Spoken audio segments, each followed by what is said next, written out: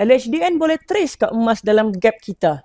Jawapannya secara umumnya, ya boleh. Akaun gap ni dia bukanlah akaun rahsia ataupun akaun yang tak boleh dikesan oleh sesiapa. Setiap pembelian, jualan, transaksi yang dibuat akan direkodkan oleh syarikat. Kalau diperlukan di bawah peruntukan undang-undang, pihak berkuasa boleh dapatkan maklumat yang berkaitan. Itu kalau LHDN mau cari tahulah tentang kita.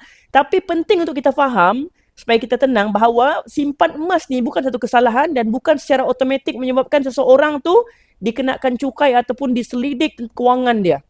Apa yang biasanya menjadi perhatian LHDN adalah sumber pendapatan kita yang kita gunakan untuk beli aset tu. Kalau pendapatan yang kita peroleh secara sah dan segala urusan percukaian kita buat dengan betul, telus, kita tak ada masalah pun untuk miliki dan beli simpan emas sebanyak mana pun kita mahu. Sama ada dalam bentuk fizikal kan, dalam akaun gap kan, tak kisah. Jadi fokus utama kita bukan sama ada emas tu boleh dikesan atau tidak. Tapi kita kena pastikan sumber pendapatan yang kita dapat dan rekod kewangan kita sentiasa bersih, jelas, patuh undang-undang supaya hati tenang dan kita boleh menabung dengan relax dan suka hati. Kalau anda memulakan simpanan emas rendah RM100 dan tiada komitmen bulanan, boleh isi beg biru ataupun rujuk pin video saya untuk saya bantu. Moga kekayaan anda terus berkembang dengan ilmu. Follow for more tips.